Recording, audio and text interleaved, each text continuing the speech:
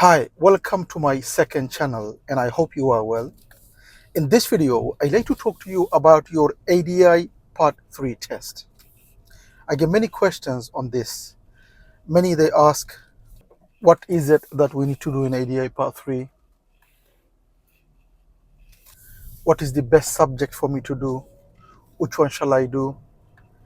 Should I do roundabouts? Should I do dual carriageway? Should I do meeting traffic? So many questions. And when you read those questions, you get the impression that many they don't actually understand, they don't get it in their head. What is ADI Part 3? What is it that you need to do? Remember, ADI Part 3 is all about your teaching ability, how you are going to teach. What is it that you understand? So basically for 45 minutes, you will have a person in your car and you'll have to teach them a subject. So what the examiner is doing is looking at how you are teaching, how you are carrying out.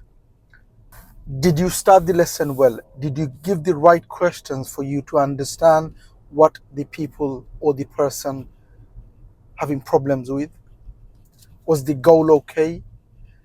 Do you understand the responsibilities between you and the person? When you drive from the test center to the place where you're going to teach, who's going to drive? Who's going to be in response? Did you understand the risk of something they did wrong when you explained? Did they understand the risk behind the problem they created or the problem they did? So basically, overall, it's not about the lesson has to go well. It's not about the lesson has to go well. Okay, so let me explain that so you understand. So say you set the goal in the beginning that you are going to do roundabouts, meeting traffic, general driving, okay? And you start the lesson. What you're trying to achieve is that overall, in that 45 minutes, did everything go well? Did you ask the right questions? When they did a problem, did you solve the problem? Did you ask the right question? Did you give them the right answer? Did you ask them or did you make them understand what was the risk behind that? If they did that, what was the problem? What was the risk? So it's not about just specifically. What it is, many, they just focus on that one thing. So if the problem is roundabout, it's not like the examiner is waiting for you to just go to the roundabout and then they're going to test you. They're testing you in the whole 45 minutes. How do you carry out? So it's not that the actual roundabout has to go well or by the end they have to be excellent on roundabout. No, the whole 45 minutes is your test. Okay? So on the way going from the test center to the roundabout, the place you're going to do, how did you take them? How did you carry out? When they were going, when they were driving, they didn't look at the mirror. Did you look at that? Did you recognize that? Did you deal with that problem? They didn't signal on time. Did you deal with that? They signaled too late. The signal went off. They didn't put it back on. The position was bad. Did you recognize that? Did you work on that? Did you give them a question? Did you solve that problem? You see? So it's not about you are just working or waiting for them to do a problem on the problem you set out in the beginning. No, the whole 45 minutes. So, and this is the reason why many, what they do is they try to stage the test. They try to act. So the person they're taking, they're telling them what to do and they have in their mind what they're going to do. Remember, the examiner knows exactly how the test is going, how the lesson is going. They are examiners, they know exactly. If it's staged, they will know. You see? And also, if you stage it, and if it doesn't go according to the way you planned to go, what is going to happen? Your test is going to go horrible. It's going to go opposite. It's going to go the way you didn't want it to go.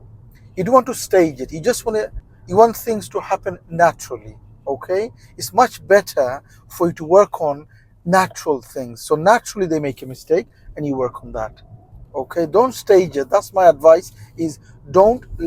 Obviously the person you're taking, they will know what you're doing. You will say to them that it is my test, it's not yours. The person is going to come in the test. The examiner, they're testing me, not you. So you just do and drive the way you normally do, and let me work on the things that I'm going to work on, and you just drive naturally. Because genuinely, if the person has a problem in the test, they will have that problem, and what you're trying to do is solve that problem. And while you are solving that problem, or you are waiting to solve that problem, on the way going or in that 45 minutes, you are working on the other bits and pieces, other things they do, other problems they do. Examiner is looking for not just for the problem to be solved, the one you set out in the beginning. How did you carry out the whole 45 minutes?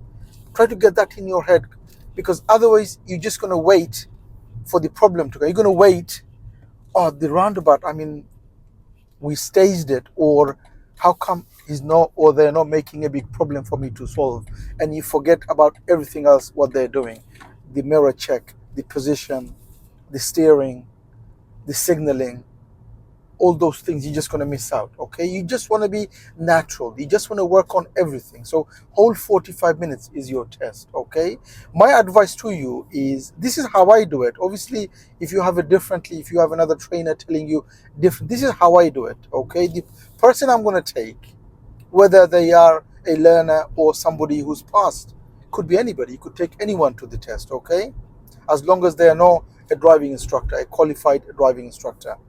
This is how I would do it. I would, 1 hour before, I would give them a lesson. Okay, that's how I do it. Obviously, I'm not saying you should do it that way. You could plan a week before and give them a lesson week before, see what the problem is, and you say next week your lesson.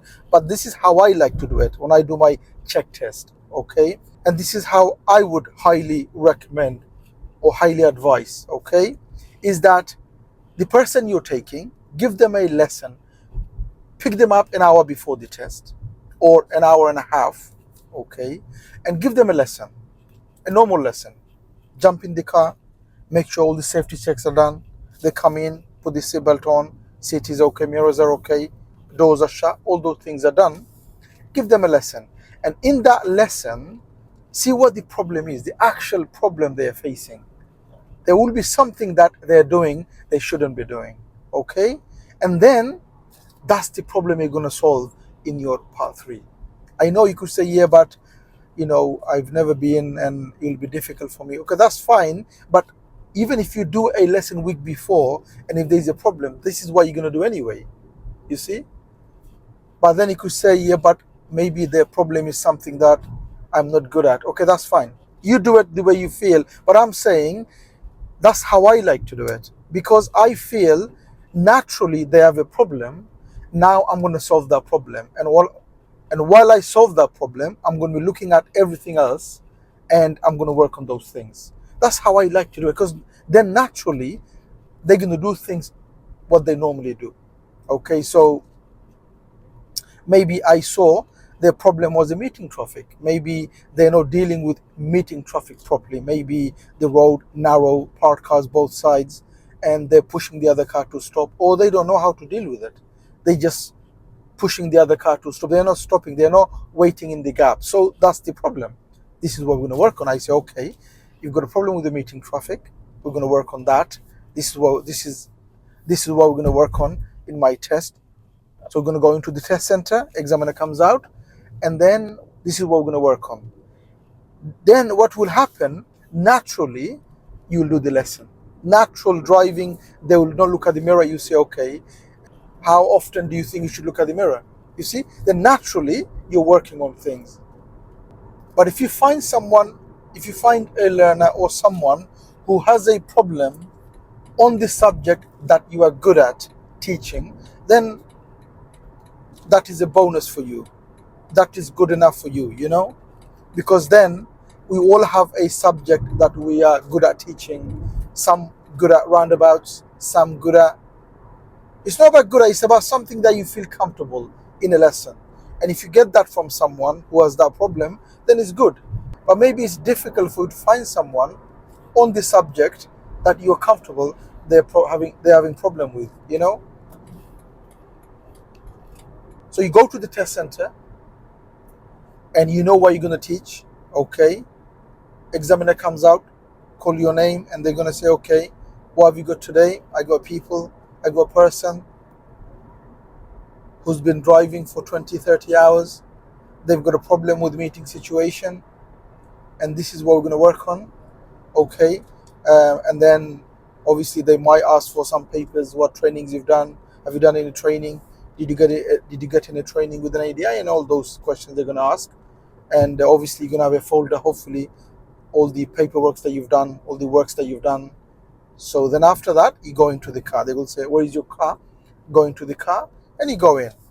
And examiner probably will introduce themselves to the person. Or you say, okay, whoever in your car, Khan, John, whatever the person is, whoever the person is.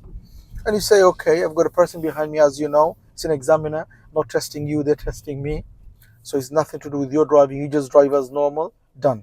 And then, okay, John, Khan, we talked about, we've got a problem with the meeting situation, and this is what we're going to work on today. Then you can say, okay, what is meeting traffic? Just to remind ourselves, what is meeting traffic? And hopefully they're going to give you an answer. You give them another question, you give them an answer, and back and forward. And hopefully you agreed, you understood what the subject is. The person knows exactly what they're doing and exactly the goal you are trying to achieve by the end of. Okay? And then you're going to say, okay, we're going to drive from here to the place where we're going to do the meeting situation. It'll be about 2 to 3 minutes, 5 minutes driving. Will it be okay if you drive from here without my help? And hopefully they're going to say yes. So they know exactly who is responsible for driving. You don't want them to be waiting for you to give instruction or help them exactly or guide them. So you want to say to them that we're going to drive from here, you're going to drive. Will it be okay if you drive by yourself without my help? And if you need my help, I will help you. So they know exactly who's in charge. And then they drive. On the way going, maybe they didn't look at the mirror, work on that. Maybe the position is a bit bad, work on that. Maybe the steering is bad, work on that. Give them a question, open question, give them answers. If they don't look at the mirror, ask them why, and then what's the reason behind they need to look at the mirror. What was the problem? What is the risk of not looking? So these are the things you talk about. And then meeting situation, you work on that. Okay. And hopefully in the lesson, they achieve something on there.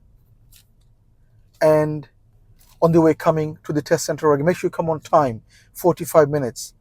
It is important that you come back on time. Okay. So on the way coming, same problem, work on the same things. If they do any problem, work on that. Mirror, position, speed, approaching junction, was it okay? Open, close junction, did they do it well? If not, ask the question. So all those things. Remember, like I said in the beginning, that it's not about you solving just one problem. It's whole 45 minutes you're working on. Okay. I hope this video helps. I hope you understand. Obviously, I've got many other videos on ADA Part 3, but there will be many more coming. But I hope you understand, and I hope this video helps. If it does, please do give a thumbs up. Please do make a comment what you think of the video. And if you're new to the channel, don't forget to subscribe so you don't miss any of my future videos. And hope to see you again on the next video.